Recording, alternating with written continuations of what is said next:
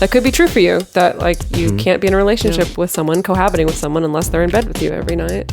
But I would bet for a lot of people interested in polyamory and some kind of non-monogamy, if they were really honest with themselves about that question, I'm not sure you would leave your partner over that. If you're happy with the same old ways of dating, If you enjoy sucking at communication, and you have no desire to improve your romantic life, then our podcast might not be for you. but if you want some out-of-the-box ideas to deepen your current relationships, broaden your sexual horizons, develop a better understanding of yourself, or learn more about non-monogamy, Then you've come to the right place. I'm Jase, I'm Emily. and I'm Dedeker. and this is the Multiamory podcast. I know I did, forcing me to form myself to fit.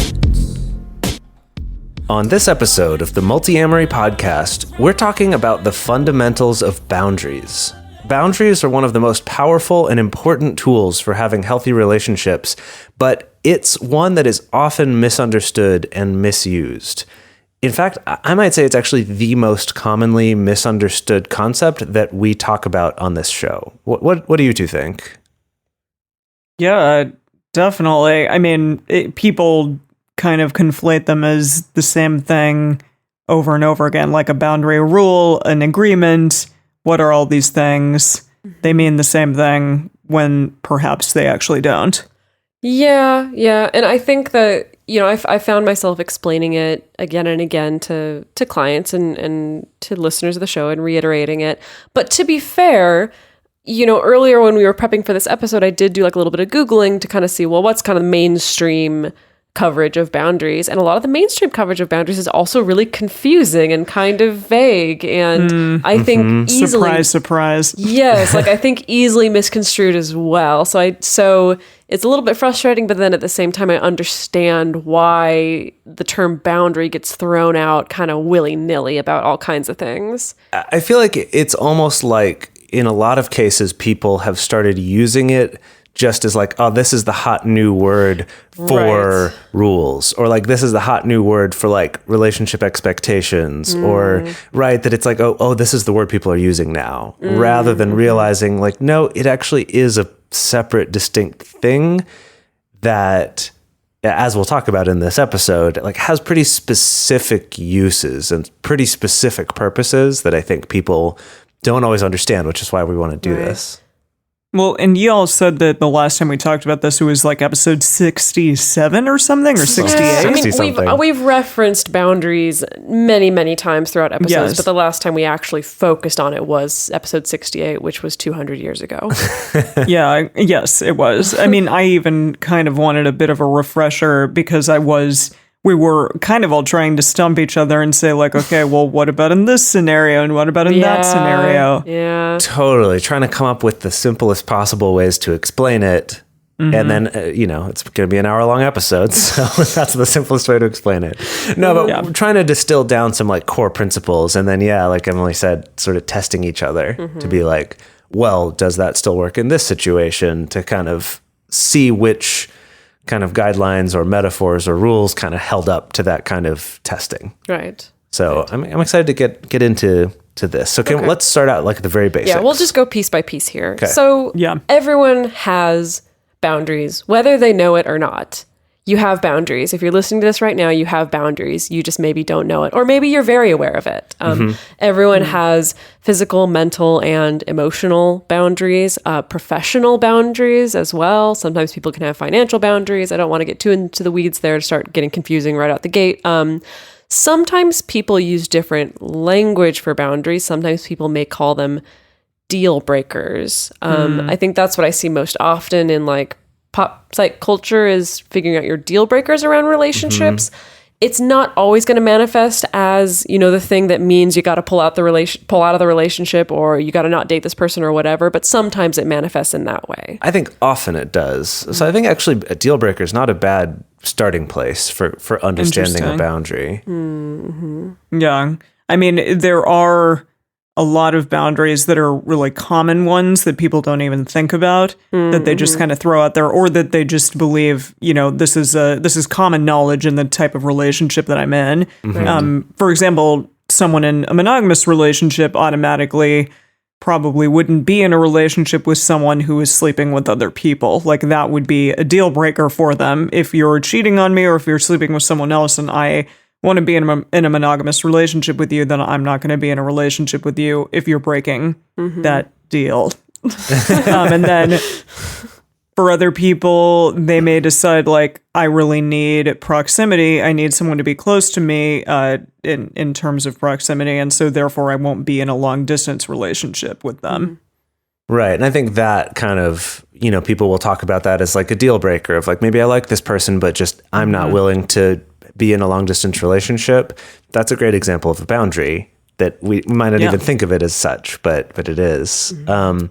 Some others that, not to go too heavy too quickly on this show here, but some others that I think a lot of people take for granted would be that I won't be in a relationship with someone who non-consensually hurts me, right? Someone who's physically abusive. Most people would go, yeah, of course, like that's not someone I would stay in a relationship with. That's an example of a boundary that we often don't even think of it that way. Or another one that could come up would be if you have a close relationship with your parents, would be like, I won't be in a relationship with someone who isn't respectful to my parents. So, you start dating someone, maybe you think they're really great, and they meet your parents and you feel like they're very disrespectful to them or something. It's that same kind of like, dang it, I liked this person, but for me, that's a deal breaker. That's another good example of a boundary. Like, I won't be in a relationship with someone who does that. Yeah. So later on in the episode, we're going to get more specific into the distinction between boundaries, rules, agreements, other things like expectations, standards, values, and things like that. But the important thing to hit here is the fact that like boundaries are something that are only made by you. You make the boundary, you apply it to yourself and to your own behavior, and it's enforced by you. So this is in contrast to something like rules. A rule is a restriction that either you place on someone else or someone else places on you. An agreement is something that two or more people decide on together, whether in the context of a romantic relationship or not. But the really important thing is that we'll probably end up saying 1 billion times today is that boundaries apply to your behavior. They are about you. They are about protecting you. Right. Yeah. Not about affecting someone else's behavior. It's probably one of the best tools at your disposal for keeping yourself really safe, and for maintaining things like your integrity, your core values, and your dedication to those things. Because again, if that is something, if a boundary is violated, then you yourself make the decision about whether or not that relationship is something that you want to stay in. It doesn't present necessarily an ultimatum to your partner, but just rather like, is it worth it for me to keep on with this relationship, or is it a violation of my core values? Right. So let's get into actually talking about what makes a boundary, like what actually is that. And so what we've gotten to so far is that it's something about your own behavior. It's sort of you could think of it as a rule, but only applied to yourself. I think that often can confuse people. But so the metaphor that I came up with earlier when we were talking about this is if you imagine that a boundary is like an inflatable balloon around you, like a big inflatable hamster ball, or maybe an inner tube that you're wearing around you, right? That's kind of like a bumper. Keeps you safe. Yeah, it keeps you safe from outside things. So say you have this boundary and someone comes along and starts to push into that, starts to do something that for you is not like an acceptable type of relationship to be in or an acceptable situation to be in, that then they start pushing into that. And just like a balloon, your reaction would be to bounce away from them in order to keep that balloon from popping or to keep them from getting you. Like it's sort of this first barrier, but you are the one who changes. You are the one who moves away from that situation or away from that person to keep your balloon or your inner tube intact around you, rather than being something that's just rigid and people bash up against, or something that you use to push other people with. I think it's a really radical thing to be looking at yourself in these instances, rather than kind of blaming something on someone else and saying like, well, you did this to me. Rather just, okay, what is my boundary? What is my value? What am I going to do about it in this instance? I think that that's like a nice change of thought in regards to your relationships with other people and how you deal with things that occur within that relationship. Yeah, and I mean, for our listeners, I beg you to be patient with us, because we are going to get more into like some specific examples of healthy boundaries and maybe not so healthy ones and stuff like that. But for now, we're going to go through this philosophical exercise first. But yeah, that I find the concept of boundaries to be a very empowering concept, because I really like the idea of like, oh, I can keep myself safe in a way that doesn't necessarily rely on other people. Where I'm not at the mercy of someone else's behavior all the time. Like, I can make the choice to protect myself. I can make the choice to be in a situation where I'm much happier and much healthier, instead of just feeling like, oh, I'm at the whim of whatever my partner chooses to do or not do, and I'm helpless. Right. But, sorry, did you have something more? I was just going to say, but to make a distinction, that this isn't to say that boundaries are something that will keep you from ever getting hurt, or that if someone does hurt you, that it's somehow your own fault. Like, that's not the case here. Those are sort of two separate things. Like, someone, in the example I gave, to be real heavy about it, someone actually being physically abusive to you in a relationship, that the fact that they did that to you doesn't mean that was somehow your fault because you didn't have like a good enough boundary or a strong enough boundary or something. The boundary is just about, putting the power on yourself to get out of that situation, to, enforce, affect your decisions based on what's happening around you and with the people around you. But this is definitely not to say like, oh, well, it's your own fault, right? I do want to make that very clear distinction here that this isn't sort of some excuse for saying like, oh, you can't complain about any bad things that happen. Right. So, some people are clearer on their boundaries than others. Some people will be very upfront about it at the beginning of a relationship. So, for instance, a person who's looking for monogamy, maybe when they start dating someone, they will be very clear, like, hey, I'm looking for a monogamous relationship. I can't be in a committed relationship with someone who's sleeping with multiple people. That's my boundary. Like, that's just how it is. And I think about that. It's kind of like when you sign up for iTunes and it forces you to click agree or disagree on the terms and agreements. And it's like, you can't get around that. Like, they're letting you know, this is what the terms are, this is what iTunes boundaries are. And you have to agree or disagree if you're going to get into a relationship with iTunes. And what a relationship it is, let me tell you. Other people may not be as forthcoming, not necessarily for bad reasons. Some people maybe won't be aware of their boundaries, or maybe they just, don't want to come to a first date and unload all of that. And that feels more like kind of like some sites you sign up and you kind of have to go looking for the terms and agreements and kind of investigate what it is that you signed up for. I think our previous episode on movies, on the mnemonic of different questions to ask a new partner, is a good exercise for helping to suss out some of these things, a person's boundaries around certain things. So definitely go check out that episode if you haven't already. And so again, if someone isn't upfront with you about their boundaries, it doesn't mean that they don't exist. It just means that maybe, you need to do a little more conversing, negotiation, talking in order to get that information. Yeah. And honestly, I will say, because this kind of came up when we were talking about this, that often you may not be necessarily fully aware of your boundaries or of other people's boundaries until they are violated in some way. For instance, you may not know that you have a really big boundary about people like looking at your text messages over your shoulder, or, going into your email and looking at your emails or something like that until an ex or your current partner decides to do that. And then you feel something very intensely about that situation, and it may become a boundary of yours. So just to kind of, it's not always like things that are intrinsically with you from the beginning of your life, and like that's always a boundary. It can like change and form over time. So now to go back to what we were mentioning before, just to kind of clarify that, is that the identifying part of a boundary is that it's something about for yourself, right? It's something that you all by yourself unilaterally can uphold or enforce, right? It's not something that involves anyone else having to do something. It's something that can be 100% enforced by yourself.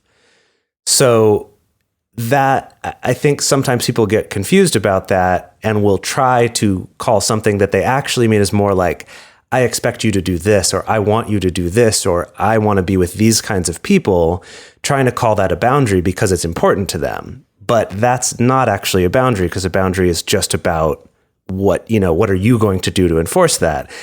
But what we want to be clear about is that these other things, these values and preferences and expectations are incredibly important. And, in an ideal situation, you would be focused more on those than you are on your boundaries, right? The boundaries are kind of like that last line of defense, that inflatable hamster ball around you, to keep something from getting to the point that it's dangerous to you or that it's unacceptable to you without you realizing it. That the boundary's there as that kind of a protection. And so these things, these values can be complementary to a boundary. Hopefully by, seeking your values, you wouldn't even need to employ those boundaries or need to rely on those to protect yourself. Yeah, I think that's why we've spoken about them in more of the like negative context, like the boundary, as you said, is the last line of defense. So therefore it's the thing that may be more the negative side of what we're talking about. For example, like a value that one may have is that they want to be in a relationship with a person who will lift them up, who will encourage them to grow, who will be kind and there for them. And so therefore a boundary that comes out of that value is that they can't be in a relationship with someone who like puts you down, insults you, or verbally abuses you. So again, that's more of like the extreme example. But if that ever did occur, then obviously it would be a violation of your value and thus your boundary. Well, right. But I think it's good to point out that the value is like, I'm going to seek out these types of people who lift me up and encourage me and make me feel good about myself. Yeah. There's still a lot of like gray area in the middle of just sort of neutral, right? That's just fine. It's fine. It's not bad, but it's not great. That you can focus on that value of moving toward the thing you want. And the boundary is just there as that last resort of like, if I realize I'm in a relationship where someone's insulting me or just putting me down, that's when I realize, that's a boundary. I have to enforce this myself, which means to leave that relationship. Not to say, hey, you need to change because this is a boundary. It's, I have to leave because this is my last line of defense. Right. It's enforcing your own behavior. Yeah. So you can also have professional boundaries as well, like I mentioned earlier. And again, these can also be complementary. So you can have the same way that you can have like a value that helps dictate what kind of relationships you seek out or what kind of behavior you seek out. That's also complemented with a boundary that helps protect you from bad situations. And it's the same thing with agreements. Like you can have an agreement, but then also have a boundary in place to also protect you if an agreement gets broken in some way. So for instance, in my business as a coach and as a consultant, so, a client and I have an agreement that for X amount of money, we're going to talk for 50 minutes of coaching time or 75 minutes or whatever it is that, they've booked. And so we come to that agreement that like for such and such amount of money, then we're going to come together and we're going to talk for 50 minutes, let's say. So that's our agreement. I have a boundary, a professional boundary, that I won't let a session run longer than 10 minutes over time. And so that's something that protects me, right? It protects my time. It protects the value of my time. It protects my other clients from not having, their appointments needing to be pushed back because I talked to this particular person for 20 more minutes. And so, but that's my thing that I enforce on me. If I get into a coaching session and it gets to like the 50, 60 minute mark, and if I'm expecting the client to change their behavior and to enforce this boundary, that looks like me sitting there being like, okay, I'm going to listen, but hey, can you please not go much longer? Okay, I'm going to listen, but can you please not go much longer? I'm going to listen, but can you please not go much longer? Like, I'm not actually enforcing it. Maybe I'm expressing to the client that I'm upset or I'm irritated or I don't like this, but I'm not actually enforcing a boundary. Enforcing a boundary looks like, okay, we're over time by 10 minutes, so I'm going to wrap up the session for today, and, maybe let's book your next appointment or whatever next steps are. But it's me enforcing my behavior, and my behavior is I'm going to choose to end this coaching session.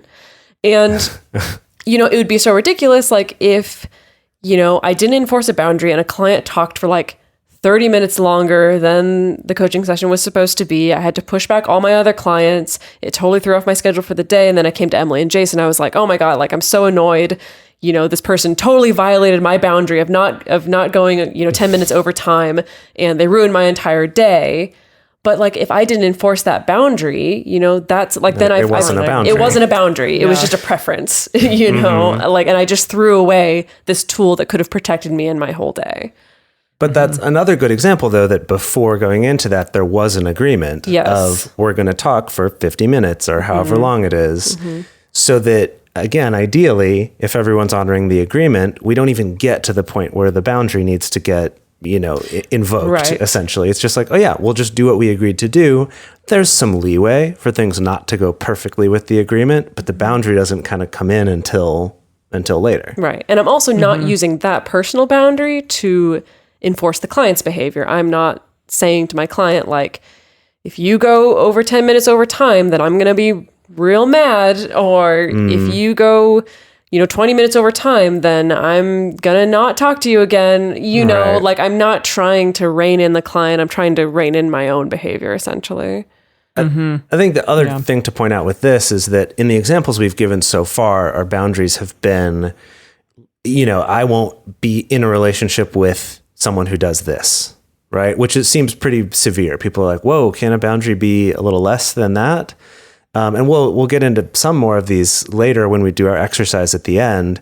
But it could be an example of like, I get very upset if someone yells at me. And then a boundary for that for you could just be, I'm going to leave the room, right? Like, I'm not going to stay in the room and talk with someone who's yelling at me. Right? That it doesn't have to be like, I will not be in a relationship with someone who ever yells at me. Do you see what I mean? Like, but maybe for you that needs to be, I'm completely out with anyone who would ever yell at me, right? There's degrees, like you can set it wherever. So in Dedeker's example, it's not like, I'm going to drop this client if they go 10 minutes over and I have to enforce this. It's like, no, I'm just going to end this session. Right. So that's an example of like a very minor, and therefore I think easier to enforce kind of a boundary. Right. Another one that comes up a lot in especially monogamous couples who are opening up a relationship is newer poly relationships. Is saying, I need to be introduced to someone in person before you sleep with them. So like, you can go on dates on your own, but before you have sex with them, I need to have been introduced in person. Like, you need to bring them to meet me. And that, like, as it's phrased right there, like, I need to be introduced, that's a rule. Because you're saying you have to do something. I'm telling you a thing you have to do, right? And it also that's a rule that's very easy. It clearly can be broken. Right. Yeah. And there's a clear way in the moment, whatever. Yeah. Right. Yeah. So I do want to point out that way of phrasing it is not a boundary. And people will often confuse this one and say that's a boundary it's a boundary for me. No, that wording right there is not. Because again, the rule for a boundary is it has to be something that you yourself can take action to enforce it. So if we were to rephrase that as a boundary, it could be something like, I won't be in a relationship with someone who has sex with people I haven't been introduced to. Now, whether that's a healthy or unhealthy boundary or not is... Well, think about it for yourself is more the question, I think. Is like, if that's the boundary version of it, would I actually do that? If my partner did end up, say they were out on a date and it was just going really well and they ended up having sex and came back, they're like, I know, I'm sorry, we had agreed to this other thing, but in the moment I really wanted to do this and it was great. Would you really right now just leave them over that? Because if it's a boundary, yes, you would. Or, there would be some other way for you to enforce that, right? Yeah. So that's, I think, a good example of a thing where it's like, we want to call this a boundary, but is it really? Are you really willing to take action yourself to uphold that boundary? Or is this maybe something else? Yeah, because I think like more often than not, it would probably be a preference. Mm-hmm. For example, saying like, I really prefer to meet a new partner in person before you sleep with them because it's going to help me feel much more comfortable. It'll make me be able to see them as a person, not be so worried about this like random human out there sleeping with you that I know nothing about. It kind of humanizes them in a way. Yeah, but again, with the preference thing, that like if you state this as a preference and then your partner, again, maybe in the heat of the moment, they have sex with someone new, and then it's going to be a huge falling out because in reality it was them breaking a rule, then it's not a preference, then it's a rule. Yeah. Something worth pointing out about rules is the thing with rules is I always want to ask people the question when they say, oh, we have this rule or this rule, is, okay, what's the consequence for breaking the rule? And often people don't have an answer for that. And that's another key difference, is that a boundary is always enforceable because you're the only one who needs to do it, right? You don't need power over anyone else to do it. It just dictates a choice that you will make about your own actions, like leaving that relationship, leaving the room, not living with someone anymore, right? There's different ways that you could enact that boundary for yourself. But with a rule like this rule, like, I need to be introduced to someone in person before you have sex with them. Yeah. I don't know how you would enforce that. If that was broken, I'm really upset. Like, if that's broken, you have to sleep on the couch for a week. I'm like, how do you enforce that in a way that will actually feel like that's good? Yeah. Which is why maybe this would be better as an agreement. Yeah. If, for example, saying like, we're both going to introduce any new partners to the other person before we have sex with them. So that's an agreement, again, that two people make in the relationship together. They're agreeing it's going to go both ways. You're going to introduce your new partner and I'm going to introduce my new partner before I have sex with them. I still have questions about that agreement, though, Yeah. because again, I get that like two people are coming together to agree. It still feels like a rule to me. I feel like that still has the implication that like if you don't do that, then there's going to be trouble, because we can agree that if you sleep with someone without telling me, your ass is grass. We can agree on that. That doesn't mean that it's like a healthy agreement.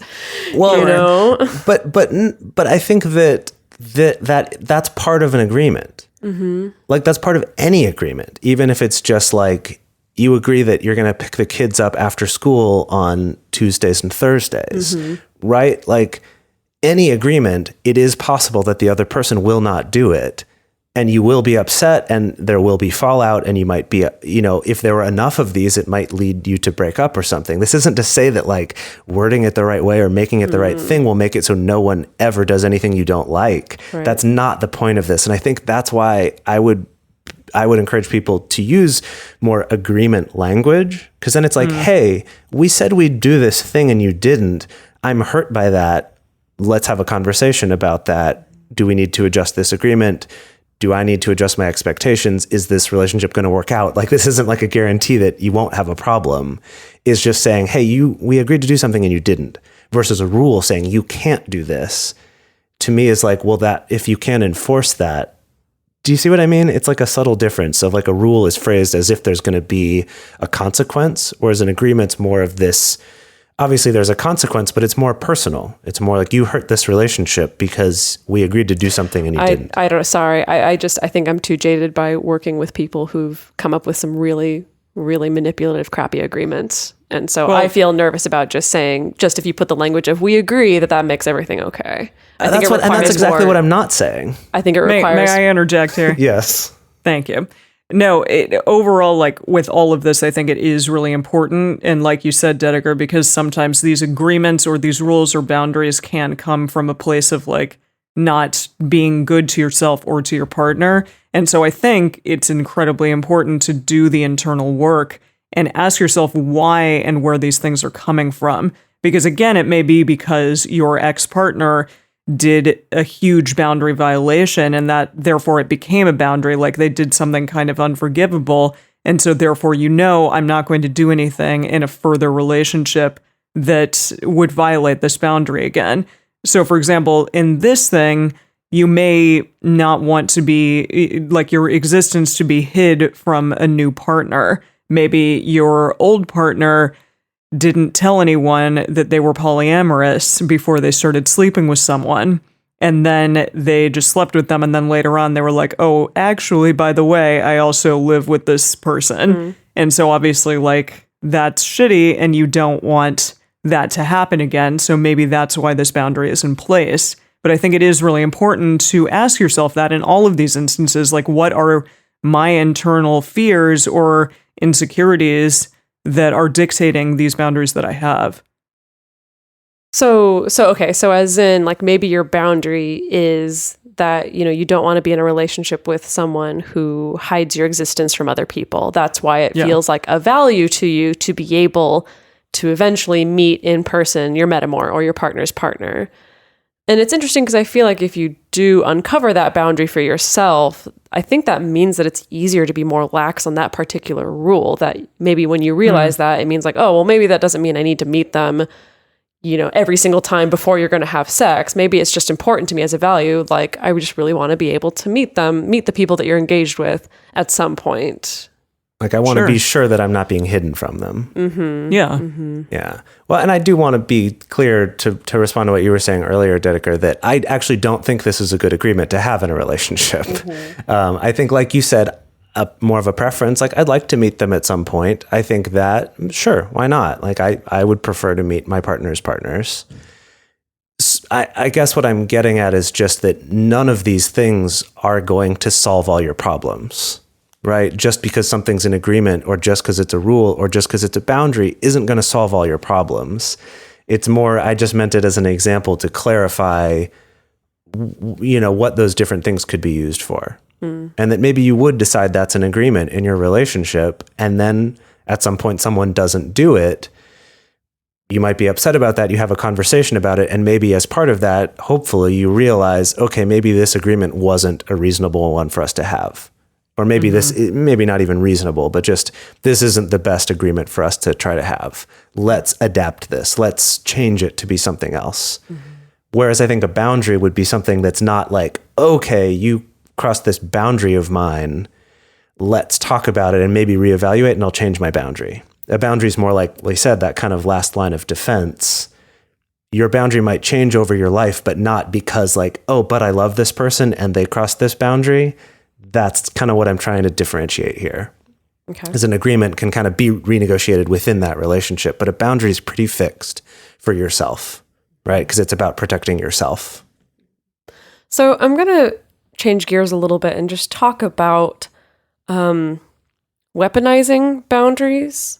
Such intense. Well, I see it a lot. And I mean, I think I see it in the form of like ultimatums, because I think that is like the one dangerous thing with boundaries is that we can very easily lose sight of like, oh, this is supposed to be about me. This is supposed to be about my behavior. And we use it as a weapon to control someone else's behavior. So now the way that this looks is like maybe you have a boundary that like, I can't be in a relationship with someone who's dishonest with me, The way it gets used, though, is essentially coming to your partner and it becomes an ultimatum. It becomes, you'd better stop lying to me or I'm going to leave you.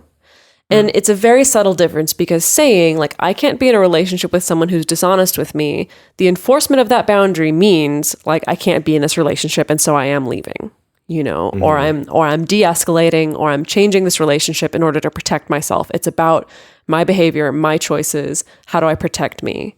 When it morphs into, if you don't stop lying to me, I'm going to leave you, it immediately is not about your behavior, it's about the other person's behavior. And there you are using a boundary, like holding a gun up to their head and threatening them and saying, like, if you don't stop this behavior, if you don't change this behavior, then I'm going to punish you by leaving.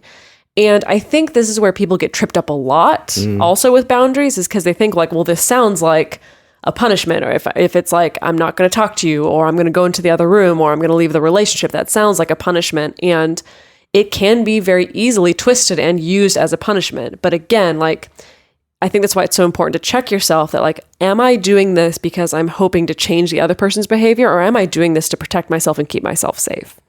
And if you can bring yourself back to that question, that's going to help you stay on that path of actually keeping yourself safe rather than falling into something that's more abusive or more toxic where you're just trying to like, you know, twist your partner's arm into the behavior that you want them to have. I think a clear difference there too, and maybe another kind of litmus test for deciding whether something is a boundary or not, is in that example, it's like, you better stop this or I'm going to do this, is it's like they're still doing it. It's a thing that keeps happening and you're allowing to keep happening. Whereas if it were a boundary, again, it's that inflatable hamster ball around you. If they push into that, in this case by lying, your reaction is to be pushed away, is to bounce back out so your boundary can stay in place, right? Whereas like an ultimatum, you tend to stay in it. And be like, I'm going to do this if you don't do that, right? Because you're trying to get them to change, as opposed to a boundary, which is more of like that last line of defense of like, nope, I have to get out of this situation because that's, you know, something that I'm not willing to tolerate in my life. Another one that comes up a lot, that Dedeker, you mentioned this before, lots of people bring this up, is the agreement that we will have unprotected sex with each other, but we'll use condoms with everyone else. Right? It's popular to call this fluid bonding. Someone pointed out to me years ago that term is actually kind of shitty as a term because it's saying like, oh, these are somehow the only fluids that matter, even though we share a lot of fluids with people just from kissing or whatever. And so it's just, and it also sort of over romanticizes something that's a little more of a technical decision. But whatever, fluid bonding, we're going to have unprotected sex with each other, but we need to use condoms with everyone else. That if your partner starts to not do this or they don't want to do this, the ultimatum version is that, well, you need to start using condoms with other people or I'll stop having sex with you or I'll break up with you or, right, whatever it is, I'm going to threaten you to try to get you to change your behavior. Whereas the boundary version of that, in this case, doesn't have to just be breaking up, but it could be, I won't have unprotected sex with someone who's having unprotected sex with someone else. Right? So either I won't have sex with them at all, or it means I will use protection with them if they're not using it with everyone else. And again, you'll notice it changes from we to I, right? Because you're only talking about your behavior of I won't have this type of sex in this circumstance, right? So that then they can choose to do it or not, and your own choice is clear without your boundary having to be collapsed, right? You're not letting them pop that inflatable balloon around you because your boundary is actually one you can enforce. Whereas if it's trying to just get them to change, you have no power to actually change what anyone else does. And I will say, no one, like, I have a lot of clients who ask about like the condom or the safe sex issue and how to frame it as like a boundary and not make it into like a controlling rule or something like that. And no one wants to hear this. You know, when I tell people like really, like really, if you really are concerned about your partner having unprotected sex, you know, your boundary is that you don't want to have unprotected sex with someone who's not having protected sex with other people. And so that means either you don't have sex or you use a condom. You know, that's the most empowering way. You can choose to go the disempowered way and like rely, you know, put all the power in your partner's hands, rely on your partner to, you know, choose to wear a condom or rely on your partners to have safe sex practices. Right. And it's not to say that all these are bad people that you shouldn't rely on, but I'm just saying the more empowered way is that choice. If that's, if you really are concerned about, you know, having unprotected sex with someone who's having unprotected sex with someone else. I think something that's worth looking at in that example is the fact that situation could change over time. It could be like, well, right now my partner is having sex with this other person unprotected. I might not like it, but because I have this boundary, I'm going to use protection with them. But maybe a year or two down the road, they're now using protection with everyone else, and you can talk about it with each other and say, okay, well, this fits within my boundary now. Maybe we won't do that, right? Like that's just when the boundary is phrased this way, it's about your decision making and doesn't have to be an ultimatum of like, we're through if you do this. We're through. So, okay, we've talked about a lot of things, given you a lot of different examples of the difference between a boundary, a rule, an expectation, all of those things. So let's look at a couple other commonly said things in relationships and kind of try to put them to the test and evaluate whether or not they are actually a boundary. So the first one is going to be, you have to sleep in bed with me every night, person. Person. As in partner person? Partner person. Yeah. Like my partner who I live with, that person has to sleep in bed with me every single night. Right. So they can't what would spend that the night be? with anyone else. Yeah. Well, Can't spend the night with anyone else. Can't stay over if they're a little too drunk. Like, no, they need to come home and spend the night with me. Well, as it's phrased right there, it's a rule because it's talking about someone else's behavior and what they can or can't do, right? Yeah.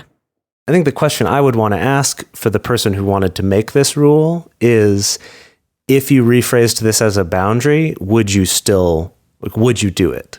And I think this is true with rules, because I think with rules, like we said, like you have to have a consequence if you break a rule.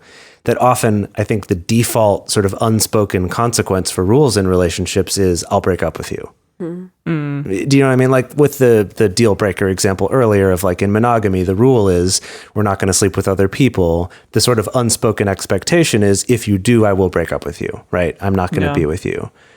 So if we have something we're tempted to make into a rule, I would ask you, would you actually enforce this if it were a boundary on yourself? So with this example, it would be, the boundary version would be, I won't be in a relationship with someone who doesn't sleep in bed with me every night. Yeah. And then if that happens, that may be true for some people. Maybe it it may is. be true. Like, that's fine. Sure. If that's true about you, I mean, maybe polyamory is not the best choice for you. Maybe monogamy is a better choice for you, cohabiting monogamy. But like, that could be true for you, that like you can't be in a relationship with someone, cohabiting with someone, unless they're in bed with you every night. But I would bet for a lot of people interested in polyamory and some kind of non-monogamy, if they were really honest with themselves about that question, I'm not sure you would leave your partner over that. Like, maybe that would be hurtful, but I'm not sure that would actually be a boundary, right? So it's kind of evaluating, is it or not? Yeah, exactly. So let's move on to our next one. So one that we hear pretty frequently is someone saying, I want to be prioritized with scheduling. Mm-hmm. So like what? Like maybe that manifests a number of ways. Maybe that means like, I want to have the majority of nights a week with you, or I want to make sure that I'm with you on all the major holidays or at family events. Like, I've also heard this one of like, if I'm ever really upset, I need you to drop everything and come to me, regardless of what your other plans are. So yeah, the phrasing of all that doesn't really seem like a rule. It seems more like this is what's expected. Like you're expecting someone to do this for you. Yeah. I suppose you could phrase it as a rule, but yeah, like in that phrasing, it would be more like an expectation. Yeah. So again, I would ask the question of like, if this was a boundary, it would have to be phrased as something you yourself would do, right? So the boundary version would be what? I won't be in a relationship with someone who won't always prioritize me over other plans. And again, ask the question, like, is that true for you? Will you really not be in that relationship in that circumstance?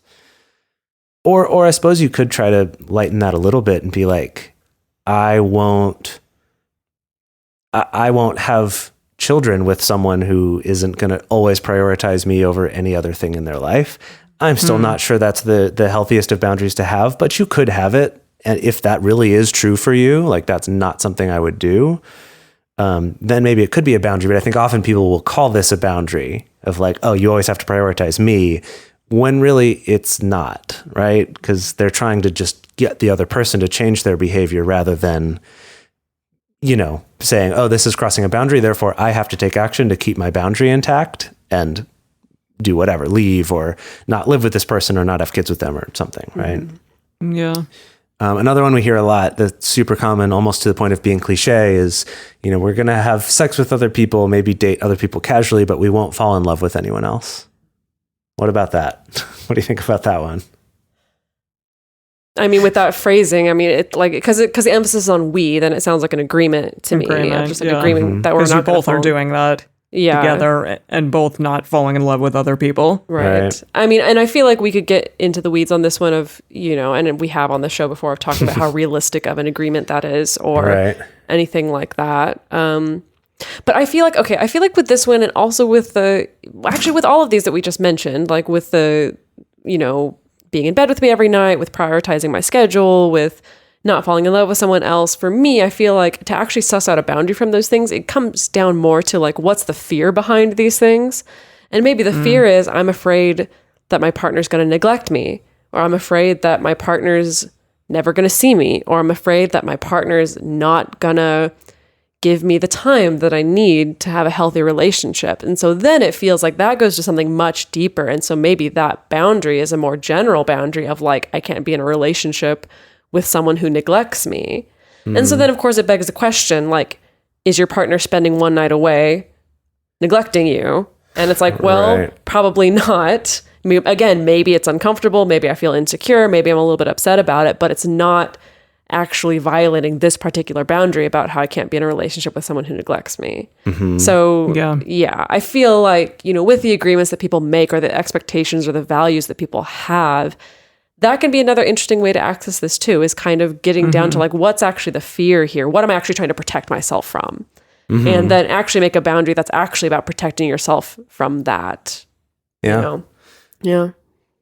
Okay, so we're going to take you through an exercise, a very easy 3-step exercise as a starting point for figuring out what your boundaries are. And like we said at the top of the episode, sometimes you don't know what they are until a line has been crossed and then you're like, oof, oh yeah, that's a thing. And maybe that's been something that's been painful in the past and maybe I need to get clear about this being a boundary for me. Or maybe it's very clear to you. But we're going to take you through just this super simple 3-step process. I really encourage you to write this down. This can be a good journaling exercise or just a general writing exercise to get, again, a starting point for knowing what your boundaries are. And you'll probably come back to this exercise many times over the course of your life.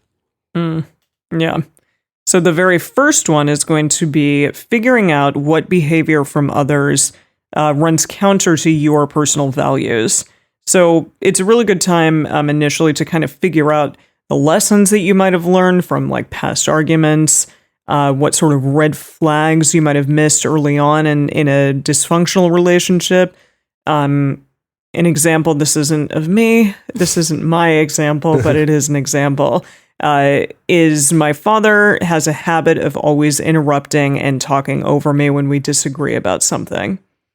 So that may be something you found in your past relationship or in your relationship with your father that continually like irks you or feels like a violation of something within you. So something that you need to examine and explore. Another example is my ex-partner often resorted to calling me names and using really abusive language when they were angry. So again, yeah, that may be a catalyst for a boundary that you want to implement in a future relationship. And then another one is my coworker asked for a favor and loaded me up with a bunch of tasks that they were supposed to do. And so I missed a deadline on my own project by doing those tasks. God, that sounds very much like something that I've probably done in my life. I'm really bad at saying no. So that's a good thing to be aware of. Yeah, being able to say no in the future. All right. So then the second step is to create a boundary. And again, try writing this down that addresses that behavior. So remember, like we talked about, that boundaries are placed on yourself, which means they're not something that's expected to change anyone else's behavior. They're about your own protection and not punishing someone else. So it could mean speaking up. It could mean removing yourself from a situation. It could mean ending a relationship entirely. So to use those same 3 examples here, for the first one of your father interrupting you when you're disagreeing about something could be, I will not converse with someone who repeatedly interrupts me. So, right, if someone's repeatedly interrupting me, I'm going to leave that conversation. The next one about name calling or abusive language will be, I will not permit anyone to call me names or use abusive language toward me. Or the third one is about the coworker, right? That Emily, listen close for this one. I will only accept extra work that still allows me to prioritize and complete my own work and projects. So then moving on to the very last step is then determining how is this boundary actually going to be enforced? Because it's one thing to say like, oh, well, I'm not going to let anyone call me names or use abusive language, or I'm not going to converse with someone who's interrupting me, or I'm not going to take on extra work if it's going to be an obstacle to me. It's great to say that, but then often I think people kind of get lost after that point. Like they say that, like, okay, well, I'm not going to take on any extra work. And then the only enforcement is like, oh, well, if I'm asked to do extra work, then I just get really upset about it. Or, you know, my father keeps interrupting me, so I get upset about it. You know, and just getting upset about it is not enough of an enforcement. There actually has to be some action here.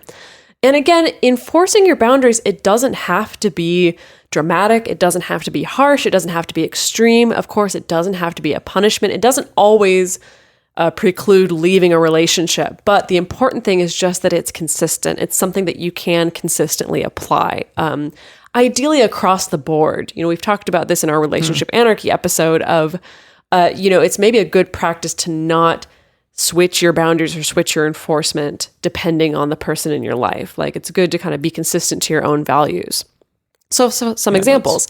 So if my father interrupts me or talks over me during a disagreement, I'll remove myself from the conversation until we're both calmer.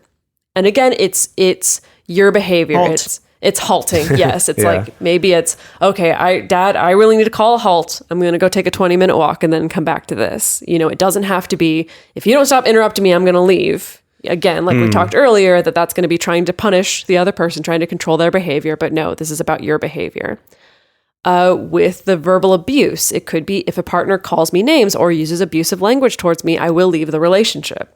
And that's one where I actually would encourage you to be a little more extreme in like, I need to leave this relationship. And again, it's less empowering if it comes across as, I'm going to dump you unless you stop calling me that. Because again, it's putting the power in their hands and you're at their whim to change their behavior or to not change their behavior. If for you, what's going to protect you is not being in this verbally abusive relationship, then that's what's going to protect you and that's your boundary. And with the coworker situation, if someone's asking me to take on extra work, I will negotiate an appropriate amount of that work, or I will politely decline. So again, that's a thing where it's not even extreme. It's not even like if a coworker tries to ask me to do extra work, I'm going to break up with them or never talk to them again. Quit my job. I'm going to quit my job. Yeah. You know, and this is also kind of a twofer where it's like, well, like I'll be mindful and I will negotiate and make sure that I don't just give a blind or, you know, don't just say like yes and take on everything and not have any restrictions around it. Like I'll negotiate, or I'm going to be honest and say like, actually, no, I have these other things I need to focus on maybe next time. Yeah, so then you take this and you put it to the test. Like we mentioned earlier, can this be enforced unilaterally, right? Can I enforce this all by myself without anyone else having to do anything to enforce it? And then the second question is to ask yourself, if this other person's behavior didn't change, would this boundary still protect me, right? So would leaving the room when someone's in a discussion interrupting me actually protect me from that behavior? Yeah, okay, I think that would, right? Would leaving this relationship, if someone talks to me this way, protect me from that? Yeah, I think that would, right? So evaluating, would this actually address the thing that you're trying to protect yourself from? Yeah. And there is kind of a last little word of warning regarding all of this. It is especially common for women to potentially feel selfish, not just women, anyone, but you may feel selfish about having a boundary.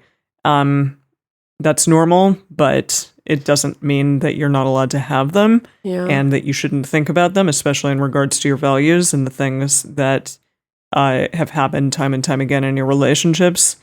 Yes, Dedeker. I just really want to drive home the thing that like I've seen, especially with a lot of clients of mine who are women, that just to bear in mind that people who were socialized to be women we're often told like we are the caretakers and we are the nurturers and we need to put everyone else's needs before our own.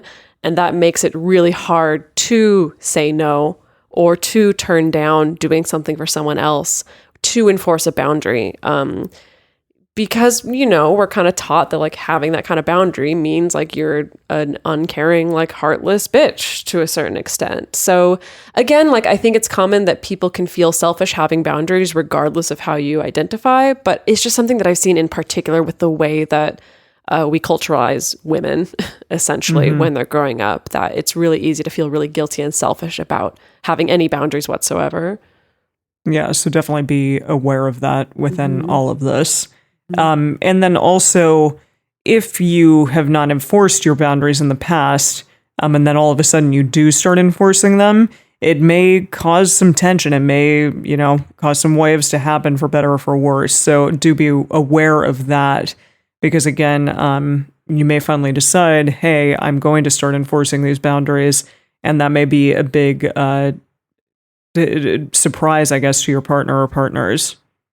Yeah, I mean, I think in contrast to what we were saying earlier, a boundary is not about changing someone else's behavior. It may still have an impact on someone else's behavior. You enforcing a boundary, it may end up having an impact. The intention is always supposed to be taking care of yourself first, and it may still affect the people who are in the relationship with you. Obviously, if you choose to leave a relationship because you're not being respected or being verbally abused, that's going to affect your partner's mood and their actions or how they feel. It's going to affect them. But ultimately, at the end of the day, it's still just important to make sure that like you're the most important person in this situation as far as keeping yourself safe and keeping yourself emotionally and mentally healthy. Yeah. Well, Woo. I hope that I hope this helped. I know that this is something that we've struggled to find better and better ways to explain and to clarify. And it's a topic that comes up just honestly so much in conversations I have with people in person and online, just this topic of boundaries. So hopefully by kind of going through a lot of more specific examples and trying to come up with as many real life ones as possible. Also, we would love to have you join in on this conversation. In our Patreon group, we're starting a new thing of a discussion group for each episode as it comes out. So again, if you go to patreon.com/multiamory, you can join that group and actually be involved in these really cool discussions where we get even more into this and people share their personal experiences and how they've applied these things in their own lives. If you want to get in touch with us, send an email to info@multiamory.com or send us a message on Twitter, Facebook, or Instagram. You can also leave us a voicemail at 678-MULTI-05, or you can also leave us a voice message on Facebook. To support our show and join our private Facebook community, go to patreon.com/multiamory. Multiamory is created and produced by Jase Lindgren, Emily Matlack, and me, Dedeker Winston. Our episodes are edited by Mauricio. Our social media wizard is Will McMillan. Our theme song is Forms I Know I Did by Josh and Anand from the Fractal Cave EP. The full transcript is available on this episode's page on multiamory.com.